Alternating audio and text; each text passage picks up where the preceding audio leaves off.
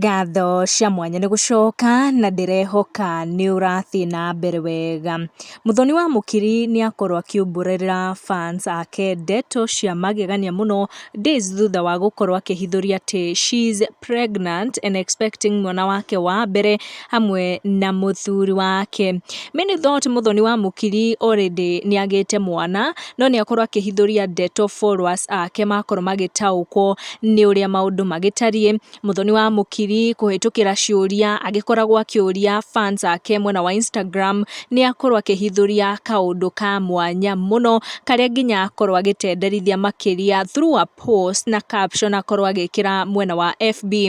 Akorirwo agĩcokia ciũria kuma kũrĩ arũmĩrĩri ake na akorwo akĩhithũria atĩ she's in her third trimester.